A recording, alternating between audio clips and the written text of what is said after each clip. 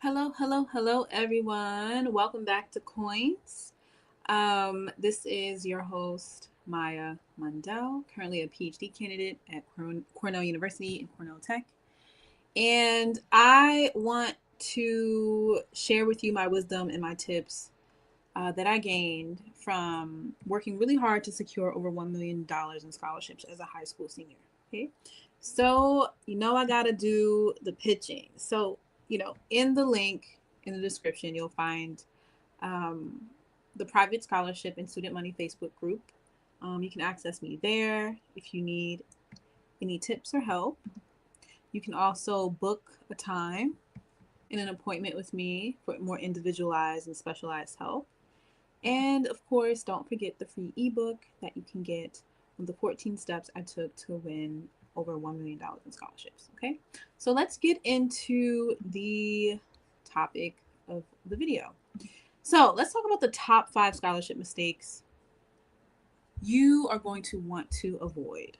Okay, number one is not researching enough as often as you need to and as early as you need to. You have to understand that getting scholarships takes time. You do not want to start too late. You want to start as early as possible. Okay. This might sound a little extreme, but I started researching scholarships when I was in the 7th grade. My family, my extended family, my aunts and my uncles let me know that my parents were not going to be able to help me. So I made sure to start planning early because I knew I wanted to go to college that young. Okay. So if you know you want to go to college, start researching ways to fund it early, especially if you know that, if your family doesn't have enough means, right? And most American families don't. Not when college, you know, tuition costs $50,000 to $60,000 a year. That's easily $250,000 just for a bachelor's degree. Okay, that's the first thing. Not researching early and often enough. Number two is when it comes to application quality issues. So, the most important part of your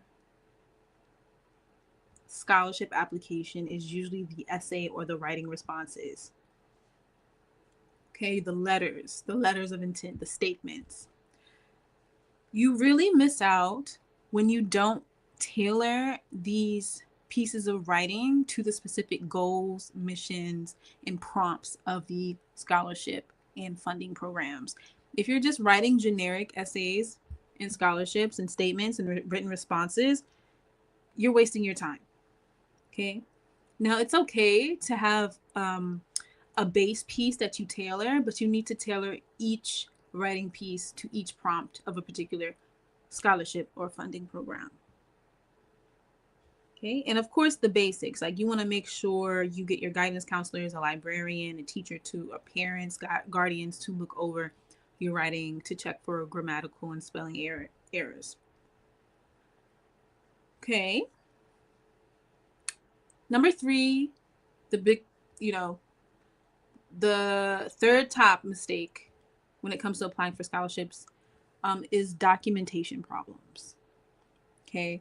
Not finishing the application, not keeping copies or confirmations of all your submitted materials, forgetting to submit your official transcripts along with your application, okay, and missing required signatures and letters of recommendation. Don't forget the other pieces that you may not have full control over. Sure, you can sit down and you can fill out a form, you can write your essay, and you can ensure you as an individual can make sure that you submit those items.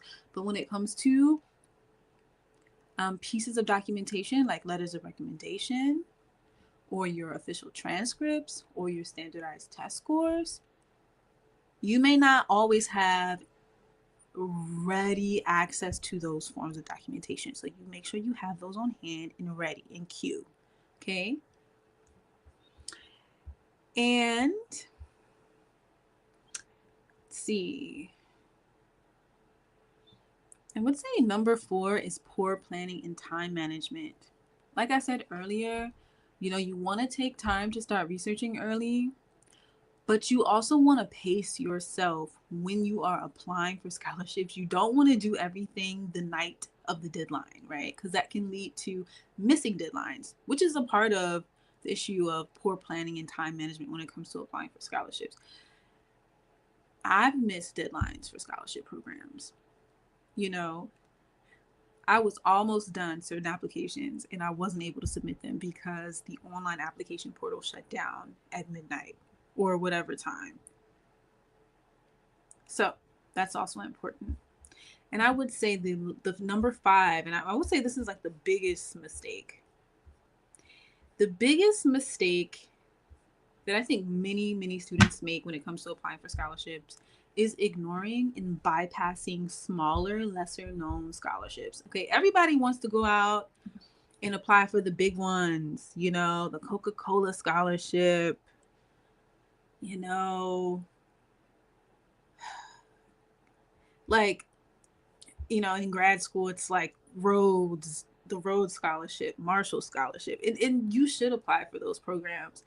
But don't miss out on the smaller local scholarships that may come from your community organization, your employer, your churches, your religious affiliations, and communities.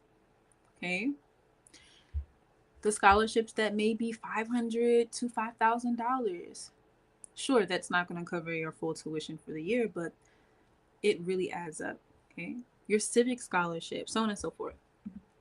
So, this is a really quick video. I just wanted to talk about some of these mistakes and pitfalls that I myself have fallen into at times, but I overcame these mistakes and these issues, and I was able to fully fund my education all the way up into my PhD. Okay, so stick around, ask some questions, and I hope to see and talk to you all soon.